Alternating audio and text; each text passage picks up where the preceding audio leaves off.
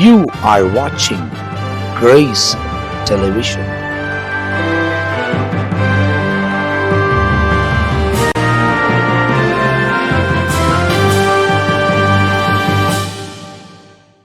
ஆண்டவரும் அருமை இரட்சகராக இயேசு கிறிஸ்துவின் நாமத்தினால் உங்கள் யாவருக்கும் என் அன்பின் வாழ்த்துக்களையும் ஸ்தோத்திரங்களையும் நான் தெரிவித்துக் கொள்கிறேன்.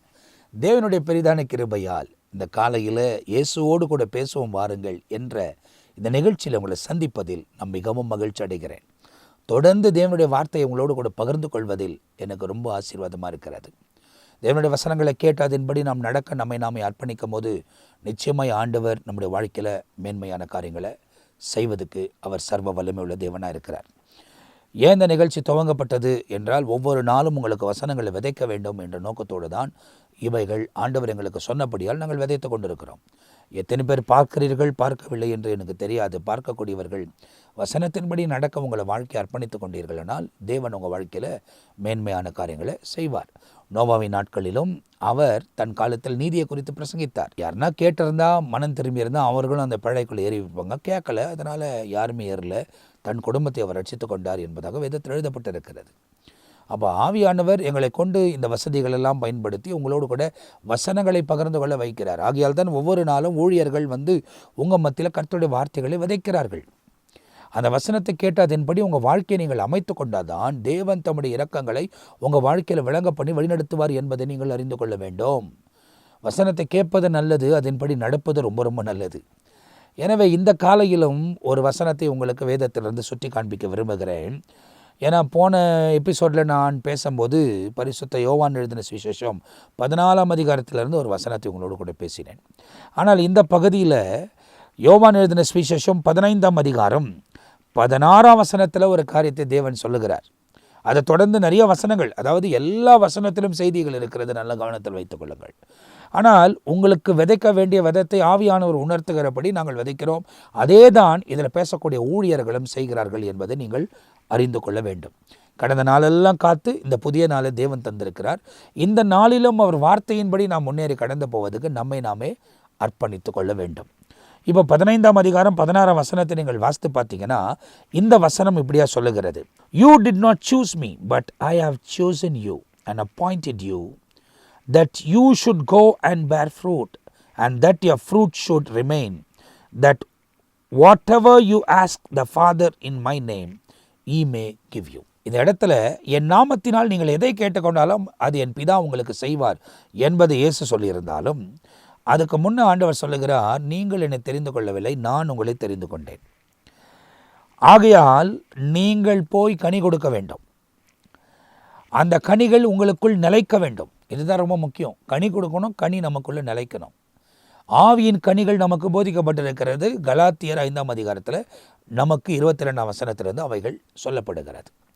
அப்போ நீங்கள் வசனத்தை நீங்கள் வாசித்து பார்த்தீங்க அப்படின்னு சொன்னீங்கன்னா, நாம் கனி உள்ளவர்களாய் கனியை பெற்றுக்கொள்ளுகிறது மாத்திரமல்ல, கனி உள்ளவர்களாக இந்த உலகத்தில் வாழ்ந்தால்தான் நாம் அவரை எதை கேட்டாலும் அதை வாய்க்க பண்ணுவார் என்பதை நீங்கள் அறிந்து கொள்ள வேண்டும். ஏன்னா தேவனோடு கூட இணைந்து வாழுகிறவன் தவறானதை கேட்பதற்கு வாய்ப்பு இல்லை. தவறான ஒரு வாழ்க்கை முறை கேட்டு வாழ்வதற்கு அவன் வாய்ப்பு இல்லை. அவன் கேட்குறதெல்லாம் தேவனுக்கு ஏற்றதாக இருக்கும், நீதிக்கேற்றதாக இருக்கும், நியாயத்துக்கு ஏற்றதாக இருக்கும். ஆகையால் தான் ஆண்டவர் சொல்லுகிறான், நீங்கள் என்னை தெரிந்து கொள்ளலை, நான் உன்னை தெரிந்து கொண்டேன். அதனால் நீங்கள் கனி உலகளாக இருக்கணும். அதே நேரத்தில் கனியில் தரித்திருக்கணும். அப்போது தான் இயேசு உங்கள் வாழ்க்கையில் மேன்மையான காரியங்களை செய்வார் என்பது எழுதப்பட்டிருக்கிறது. அப்போ இந்த நிகழ்ச்சியை பார்த்து கொண்டிருக்கிற நீங்கள் இந்த கால வேளையில் தெரிந்து கொள்ள வேண்டும், இந்த நாளை கர்த்தர் தந்திருக்கிறார். இந்த நாள் முழுவதும் கனி உள்ளவர்களாய் நாம் வாழ நம்ம அர்ப்பணிக்க வேண்டும்.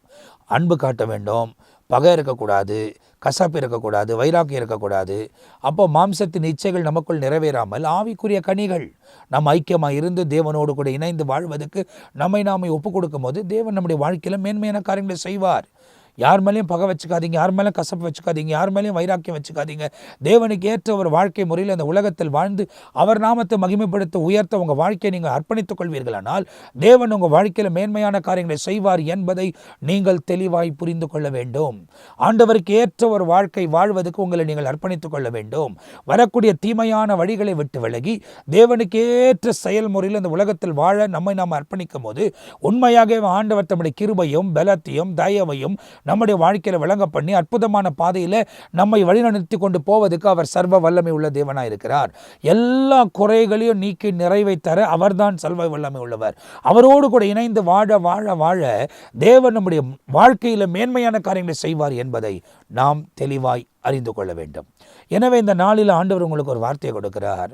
நீங்கள் கனி உள்ளவர்களாய் வாழ வேண்டும். அந்த கனி உள்ளவர்களாய் நீங்கள் வாழும்போது, கனி என்றால் உங்களுக்கு ஏற்கனவே சொல்லியிருக்கிறேன், அன்பு, நற்குணம், சந்தோஷம், இவைகளெல்லாம் நமக்கு கலாத்தியர் எழுதின நிருபத்தில், அப்போஸ்தலனாகிய பவுல் கலாத்தியருக்கு எழுதின அந்த நிருபத்தில், ஏன்னா பைபிளில் நம்ம வாசிக்க நிறைய காரியங்கள் நமக்கு ரொம்ப தெளிவாக சொல்லுது போல்தில் அந்த பகுதியில் சொல்கிறாரு பாருங்க, லவ், ஜாய், பீஸ், அன்பு, சந்தோஷம், சமாதானம், நீடிய பொறுமை, கைண்ட்னஸ், குட்னஸ், ஃபெய்த்ஃபுல்னஸ், இவைகளெல்லாம் நமக்கு ஆவியின் கனிகளாய் சொல்லப்பட்டிருக்கிறது. இந்த கனிகள் உள்ளவர்களாக இந்த உலகத்தில் நாம் வாழும்போது தேவன் நம்முடைய வாழ்க்கையில் மேன்மையான காரியங்களை செய்வார் என்பதை நீங்கள் தெளிவாய் அறிந்து கொள்ள வேண்டும். ஆண்டவருக்கு ஏற்ற ஒரு வாழ்க்கையை வாழ அர்ப்பணித்துக் கொள்வீங்களா? இவ்வளோ தூரம் தேவன் நம்மை நடத்தி கொண்டு வரார்ல, இந்த நாள் முழுவதும் நமக்கு ஜெயமாய் முடியணும். நம்ம போகிற பாதை, வர பாதையை தேவன் பாதுகாத்து கொள்ளணும். நம்ம எல்லைகள், பிள்ளைகளை கர்த்தர் பாதுகாக்கணும். கையிட்டு செய்கிற காரியங்களை ஆசீர்வதிக்கணும். சரீரத்தில் பலவீனத்தோடு கூட இருப்பீர்களானால் உங்களை கர்த்தர் பலப்படுத்துவார். நீங்கள் கேட்டுக்கொண்ட காரியத்தை தேவன் உங்களுக்கு வாய்க்க பண்ணுவார். ஆனால் நீங்கள் சுகம் பெற்ற பிறகு தேவனுக்காக உண்மையாய் உத்தமமாய் வாழ்வீர்களா என்பதை நீங்கள் தான் தீர்மானிக்க வேண்டும். அப்படி நீங்கள் ஆண்டவருக்காக உண்மையாய் வாழ்வேன் என்று நீங்கள் இருதயத்தில் தீர்மானித்து அதுக்கு ஏற்ற வாழ்க்கை முறையை கர்த்தர் உங்ககிட்ட பார்ப்பாருன்னு வைங்க, நிச்சயமாய் இந்த உலகத்தில் உங்களுக்கு நிர்ணயிக்கப்பட்ட காலம் வரை பலவீனங்களை மேற்கொண்டு வாழக்கூடிய கிருபைகளை தந்து, தயவை தந்து, இரக்கம் தந்து, பரிசுத்த ஆவியானவர் வழிநடத்துவதற்கு அவரே சர்வ வல்லமை உள்ள தேவனாயிருக்கிறார். அவர்தான் எல்லா குறைகளையும் நிறைவாக்குகிறவர். சத்துருவின் தந்திரங்களுக்கெல்லாம் விலகி காக்கிறவர். அற்புதமான பாதையில் நம்மை வழிநடத்தி கொண்டு போக சர்வ வல்லமை உள்ள தேவன் அவர். அவருக்கு ஏற்ற ஒரு வாழ்க்கை வாழ்வதற்கு இந்த நாளிலே நீங்கள் உங்களை ஒப்பு கொடுக்க வேண்டும். உங்கள் பிள்ளைகளுக்காக ஜெபிக்க வேண்டும். கணவன் மனைவிக்காக ஜெபிக்க வேண்டும். மனைவி கணவனுக்காக ஜெபிக்க வேண்டும். பெற்றோர்கள் பிள்ளைகளுக்காக ஜெபிக்க வேண்டும். பிள்ளைகள் பெற்றோர்களுக்காக ஜெபிக்க வேண்டும். கூட பிறந்தவர்கள், இனபந்துக்கள், ஃப்ரெண்டுங்க எல்லாருக்காக ஜெபிக்கணும். இவைகள் எல்லாம் தேவ சமூகத்தில் நாம் செய்யும் போது தான் ஆண்டவர் தன்னுடைய பிரசன்னத்தையும் மகிமை நம்முடைய வாழ்க்கையில் விளங்க பண்ணி அற்புதமான விதத்தில் தொடர்ச்சியாக நம்மை நடத்தி கொண்டு போவதற்கு அவர் உண்மை உள்ளவராயிருக்கிறார். ஒருவேளை எந்த சூழ்நிலையில் நீங்கள் சிக்கிக்கொண்டிருந்தாலும் உங்களை விடுவித்து வழிவிப்போமாமல் காப்பதற்கு அவரே உண்மை உள்ள தேவனாய் இருக்கிறார். வசனத்தின் வெளிச்சத்தில் நடப்பதற்கு உங்களை நீங்கள் அர்ப்பணித்துக் கொள்ள வேண்டும். ஆகையால் தான் வேதத்தில் சொல்லப்பட்டிருக்கிறது, அதாவது நாம் அவரை தெரிந்து கொள்ளவில்லை, அவர்தான் நம்மை தெரிந்து கொண்டார். இன்னைக்கு ஒரு ஊழியக்காரனா உங்கள் மத்தியில் நான் உட்கார்ந்திருப்பதுக்கு காரணம், நான் இயேசுவை தேடி போனதுனால இந்த இடத்துல உட்கார்ந்து இல்லை, அவர் என்னை தேடி வந்தார். 28 வருஷங்கள் ஆகிறது அவர் என்னை தேடி வந்தார். இந்த மே மாதம் வந்துச்சுனாக்கா 28 வருஷம் முடிய போகுது. 27 வருஷம் முடிந்து இந்த 27வது வருஷத்துக்குள்ளே, இந்த 28வது வருஷத்துக்குள்ளே அப்படியே பயணித்து வந்த இந்த மே மாதம் வந்தால் எனக்கு 28 வருஷம் அவர் அழைத்து என்னை ஊழியத்துக்கு கொண்டு வந்த அந்த நாட்கள். அப்போது இவ்வளோ தூரம் நான் நடத்தப்பட்டதுக்கு காரணம் என்ன அப்படின்னா, அவர் என்னை தெரிந்து கொண்டார். அவருக்கு ஏற்றவனா அவரே என்னை மாற்றி கொண்டார். நிறைய போராட்டங்கள், நிறைய பிரச்சனைகள், நிறைய விதத்தில் நான் இடரல் அடைந்து தேவனை விட்டு விலகி போயிருக்கிற நிறைய சூழ்நிலைகள் உண்டு, நேரங்கள் உண்டு, காலங்கள் உண்டு.